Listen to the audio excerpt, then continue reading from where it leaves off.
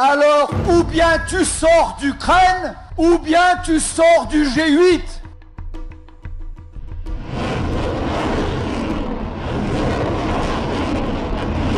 Et l'Ukraine, on est au bord d'une... On est absolument au bord de la guerre mondiale. Ce qu'il faut, en revanche, c'est ça la bonne proposition. Il faut permettre à l'Europe d'emprunter elle-même sur les marchés financiers. On va peut-être penser à nous, hein, Imposteur! C'était pas possible. Menteur, imposteur! Donc ce n'était pas une opération uniquement dirigée contre le Hamas, mais également peut-être contre le peuple palestinien. Alors quand je dis contre le peuple palestinien, il faut comprendre qu'au large de Gaza se trouvent des gisements gaziers d'une certaine importance.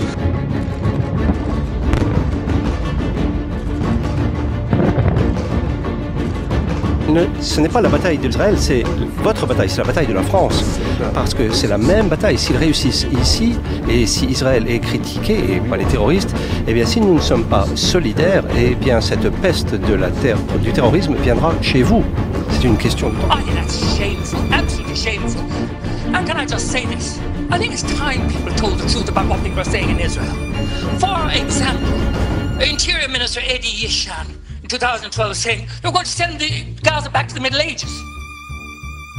Et j'en ai retiré une compréhension personnelle de la facilité qu'ont quelques-uns à contrôler les masses. C'est-à-dire tout va bien, et puis le jour où on n'a plus de billets quand on met sa carte dans le DAB, tout va mal, quoi. Il y a une formule des services secrets anglais qui explique qu'entre la civilisation et le chaos, il y a 3 repas. Voilà, c'est-à-dire que si les gens ne peuvent pas faire, on compte pas le petit-déj, mais si les gens ne peuvent pas faire 3 repas, là, c'est l'instinct de survie qui commande et... Really wants to destroy the dollar, then why don't they just do it? What are they waiting for? That's what they're doing. Well, how is it possible for them to fail, though, in destroying it? It's not. They've done it. It's only a matter of time. Okay. Because of our parliament's decision to attack the Islamic State, the Israeli ambassador to the US says Tel Aviv prefers al-Qaeda-affiliated guys to groups backed by Iran. Israel's initial message was that it had always wanted Syrian President Bashar al-Assad to go, even though the bad guys had links to al-Qaeda. The Jewish neocon plan is to create a sphere of terror across eastern Syria, through northern Iraq, breaking up the arc of resistance and providing a buffer zone within which ISIS can take out Assad. One wonders who America takes orders from.